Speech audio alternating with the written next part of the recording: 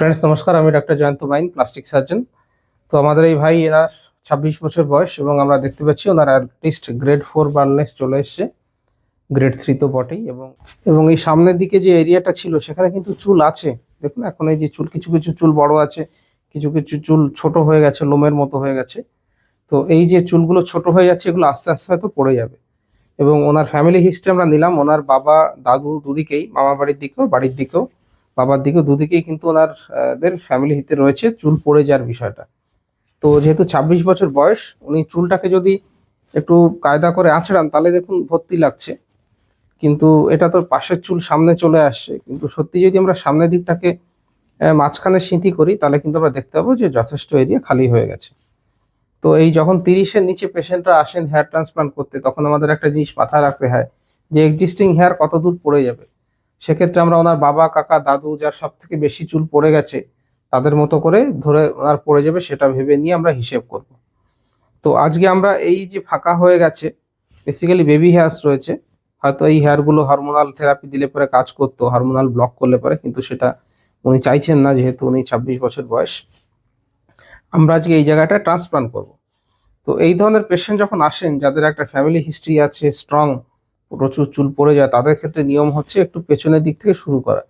কারণ আমরা শুরু সামনের দিকে করতেই পারি, চুল এখানে দিলেও গজাবে, তাতে কোনো অসুবিধা নেই। কিন্তু আজ আমরা সামনে ট্রান্সপ্লান্ট করে দেবো, সেই চুলগুলো অলমোস্ট পার্মানেন্ট থাকবে। এরপরে ধরুন পরবর্তীকালে পেছন দিকে চুল পড়ে গেল, তো সামনের চুল এবং পেছনের চুলের মধ্যে যত বেশি গ্যাপ হবে ডোনার এরিয়ার ওপরে তত বেশি প্রেশার পড়বে। ডোনার এরিয়া হয়তো সেই পরিমাণ চুল আমরা পাবো না।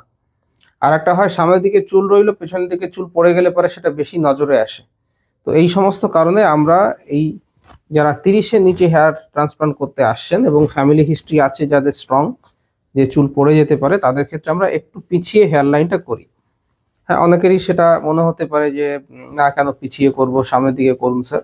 আমরা চেষ্টা করি পেশেন্টকে বোঝাতে, সায়েন্টিফিক্যালি এক্সপ্লেন করতে। যখন একটা কাজ আমরা করছি সেটার তো একটা ব্যাখ্যা থাকবে। তো সেটার ব্যাখ্যা হচ্ছে এই, যেহেতু ওনার হেয়ার লাইনটা আরো পিছিয়ে যাবে, ওনার ফ্যামিলি হিস্ট্রি স্ট্রং রয়েছে, আমরা একটু পিছিয়ে করব। ওনার অ্যান্টিরিয়ার মোস্ট হেয়ার দেখুন, এখন এই একটা চুল আমি দেখতে পাচ্ছি সব থেকে সামনের দিকে, চুলটা এখনো কিন্তু রয়েছে। এই চুলটা কিন্তু নর্মাল চুল, হরমোন নন সেন্সিটিভ, এটার চুলটা অনেকটা মোটা, এই চুলটা অনেকটা মোটা, অথচ বাকি চুলগুলো দেখুন পাতলা হয়ে গেছে। তো এটা গেল আমাদের প্রাইমারি ডিসকাশন। এবারে আমরা হেয়ার লাইনটা ড্র করব। হেয়ার লাইনটা ড্র করার অনেকগুলো পদ্ধতি আছে। একটা পদ্ধতি হচ্ছে এখানে টিপ, যেখানে মহিলারা পরেন সেই জায়গাটাকে আমরা একটা টিপ লাগাবো, তার থেকে 4 আঙুল ওপরে, পেশেন্টের 4 আঙুল ওপরে আমরা নেব দাগ। দেখুন এই জায়গাটা, এই যে এইটা, সেটা 4 আঙুল ওপরে। সেকেন্ড উপায় হচ্ছে পেশেন্টকে কুঁচকে তাকাতে বলো, উপরের দিকে তাকান, ছাদের দিকে তাকান ভাই, ছাদের দিকে, হ্যাঁ আরো কুঁচকে তাকান, আরো কুঁচকে তাকান, আরো কুঁচকে তাকান। এই দেখুন যেখানে কুঁচকোনো লাইন শেষ হচ্ছে সেটা কিন্তু বেস্ট, কারণ এদিকে দুটো মাসল থাকে, ফ্রন্টালিস মাসল বলি আমরা, অক্সিপিটো ফ্রন্টালিস, বেসিক্যালি একটাই মাসল, পেছনেও থাকে সামনেও থাকে, মাঝখানটায় টেন্ডান হয়ে যায় বা একটা শীত মতো হয়ে যায়। যাই হোক, তো কুঁচকে তাকান ভাই, কুঁচকে তাকান, কুঁচকে তাকান, আরো কুঁচকে তাকান ছাদের দিকে, হ্যাঁ। তো আমরা ওনার এই বর্তমান যে হেয়ার লাইনটা, যেখানে একটা দুটো বড় বড় চুল আমি দেখতে পাচ্ছি, সেই জায়গা থেকেই হেয়ার লাইনটা আমরা ড্র করব।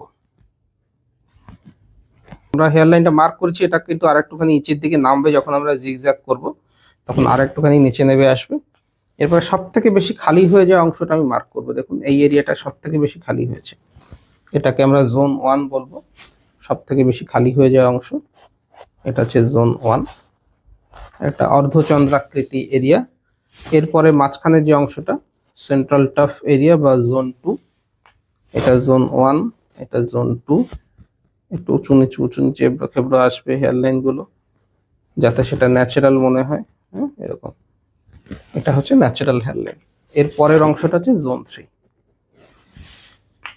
জোন 3তে এখনো চুল আছে কিন্তু পাতলা হয়ে গেছে। তো এই 3টে জোন আজকে আমরা ট্রান্সপ্লান্ট করব। এবং ডোনার এরিয়ার দিক থেকে যদি কথা বলি, আমাদের এই ভাইয়ের মাথায় যথেষ্ট ভালো চুল আছে, ডোনার এরিয়া, পেছনের ডোনার এরিয়াতে যথেষ্ট ভালো চুল আছে। এই ডোনার এরিয়া থেকে আমরা পুরো চুলগুলো কিন্তু নিয়ে নেব।